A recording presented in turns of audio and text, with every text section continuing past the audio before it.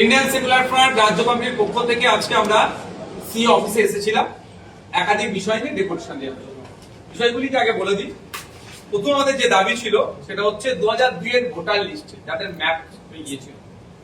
গণেশ কুমারজি বলেছিলেন যারা এসআইআর 2002 এ যাদের নাম আসছেন বা যাদের পিতা মাতা দাদু দাদিদের নাম হচ্ছে ম্যাপ হয়ে যাচ্ছে তাদের আর কোনো অসুবিধা নেই। কিন্তু আমরা দেখছি ম্যাপ হওয়ার পরেও অ্যাডজুডিকেশন হিসাবে তাদেরকে এখনো বিচারাধীন করে রাখা হচ্ছে। এই বিষয়টা ক্লিয়ার করা হচ্ছে। যেটা ঘোষণা দিয়েছিল আর এখন যেটা হচ্ছে তার মধ্যে বিস্তর খারাপ হয়ে যাচ্ছে। দ্বিতীয় যেটা হচ্ছে এখন যারা বিবেচনাধীন আছেন কে আছে না আছে বিস্তারিত তাদের পাবলিক ডোমিনে দেওয়া হোক কেন কাগজ টাঙিয়ে। তৃতীয় যেটা হচ্ছে আন্ডার অ্যাডজুডিকেশন যারা আছে 60 লাখ মতো সমস্ত যারা আছেন তাদের নিষ্পত্তি করেই তারপরে ভোটের দিন ঘোষণা করা হবে। এইটা আমরা এবং যে সমস্ত বৈধ ভোটাররা আছে তাদের নাম ঘোষণার পরেই নির্বাচনী নির্ঘণ্ট প্রকাশ করা হবে। এই আমাদের দাবি। এই দাবি নিয়ে আমাদের আজকে ডেপুটেশন এসেছিল। সিও স্যারের সাথে অনেক কথা হয়েছে, বিষয়টা নিয়ে আলোচনা হয়েছে।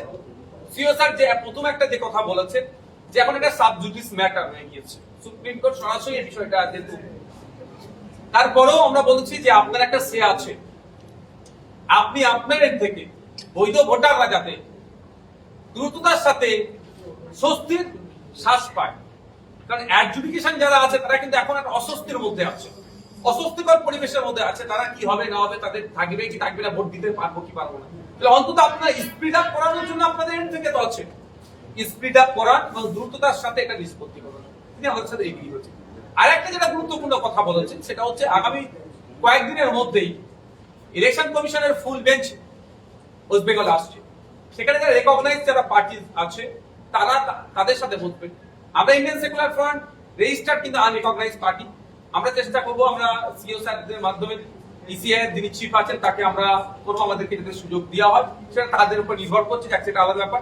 সেখানে বসেও আমরা এই দাবিটা আমাদের পশ্চিমবাংলা যে 8টি রাজনৈতিক দলের যারা রেকগনাইজ পার্টি তারা অন্তত এই দাবিটা তোলে যে আগে সমাধান পরে নির্বাচন, আগে ভোটারদের স্বস্তি তারপরে নেতাদের চেয়ার দখল।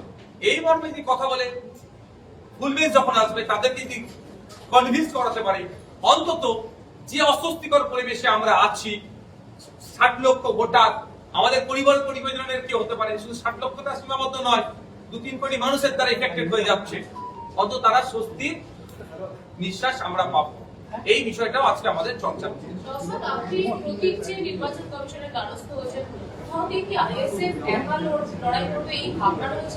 না না দেখুন, প্রতীকের জন্য আমরা তো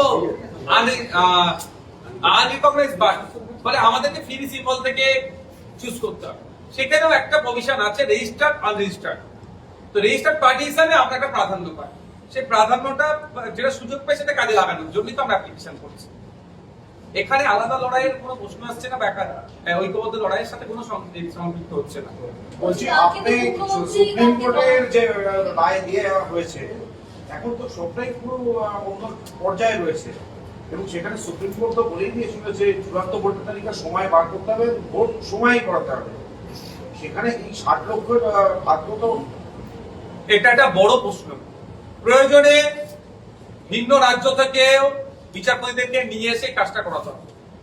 আমরা সুপ্রিম কোর্টে যে অর্ডার দিয়েছে তাকে সম্মান জানিয়ে দুটো কথা বলি।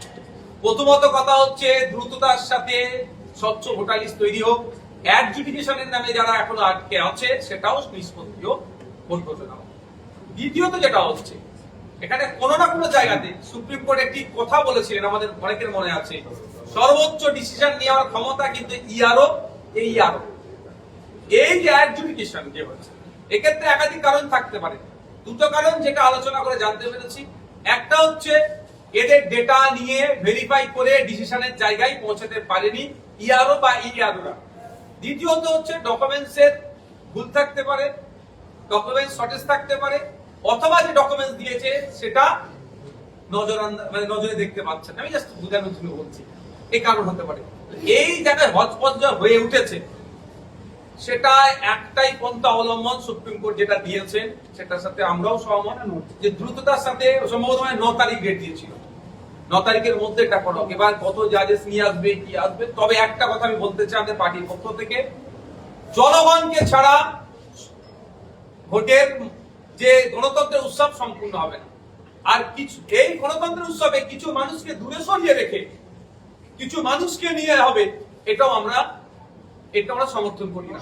সুতরাং গণতন্ত্রের উৎসবে গণতন্ত্র প্রেমী আর্টিকেল 23-26 অনুযায়ী যারা এলিজেবল হচ্ছেন তাদের প্রত্যেককে নিয়ে উৎসব উদযাপন করতে হবে।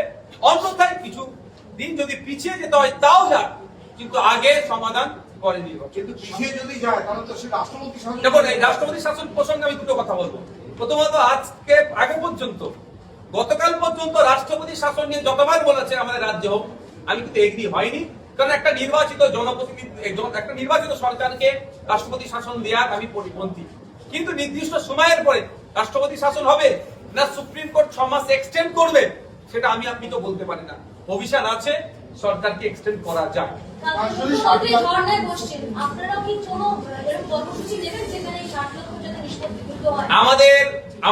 আমরা ঘোষণা দেব, তারা প্রশ্ন এসছে। আমাদের পরের স্টেপটাই হবে প্রতিটা জেলায় ডিইও, ডিস্ট্রিক্ট ইলেকট্রাল অফিসার বা আমরা ডিএম যাকে এখন রোল প্লে করছে, প্রত্যেকটা দপ্তরে একদিনের উপর প্রত্যেকটা ডিস্ট্রিক্টে আমরা আমাদের পার্টির পক্ষ থেকে ডেপুটেশন দেব। জানতে চাইবো ডিওদের ভূমিকা কি, জানতে চাইবো। পরবর্তীতে যদি কোনো সমাধান না হয়, সঠিক উত্তর না পাই, ইয়ারোদের কাছেও জানতে চাইবো যে 60 লক্ষ মানুষের কি কারণে অ্যাডজুডিকেশন আসছিল। নির্দিষ্ট সময়ের সাথে সাথে ফর্ম ফিল আপ করে জমা দিতে বলেছে গণনা ফর্ম, আমরা নির্ভুল ফর্ম ফিল আপ জমা দিয়েছি।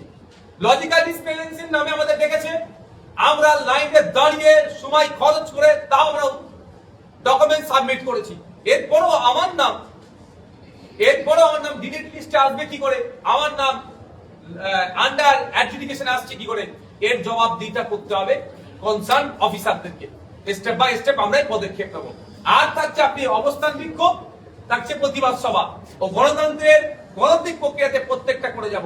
মমতা ব্যানার্জির কাছে আমার একটাই এখানে দাবি, উনি রাজ্যের মুখ্যমন্ত্রীর কাছে একটাই দাবি যে ব্যক্তি মমতা ব্যানার্জি সুপ্রিম কোর্টে গিয়ে কত লাফালাফি করেছেন, কত আর্গুমেন্ট করেছেন, সেটাতে আমি ওনাকে পার্সেন্টেজ বা নাম্বার দিতে চাই না। আমি চাই পশ্চিমবাংলা সরকারের প্রধান মমতা ব্যানার্জি পশ্চিমবাংলা সরকারের পক্ষ থেকে state of West Bengal supreme কোর্টে একটা মামলা করুন এই অ্যাডজুডিকেশনের সমস্যা নিয়ে দ্রুততা সমাধানের জন্য।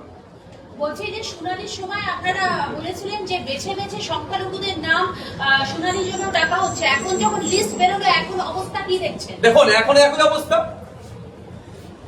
সিংহভাগ সংখ্যালঘু মুসলমানদের অ্যাডজুডিকেশনে রেখে দিয়েছে। আপনারা জানেন, আমি তো আপনাদেরকে আরেকবার জানিয়ে রাখতে চাই, মালদা জেলার সুজাপুর বিধানসভায় আনম্যাপড বিলো 1%, কিন্তু সেখানে অ্যাডজুডিকেশন প্রায় 52% হয়ে যাচ্ছে।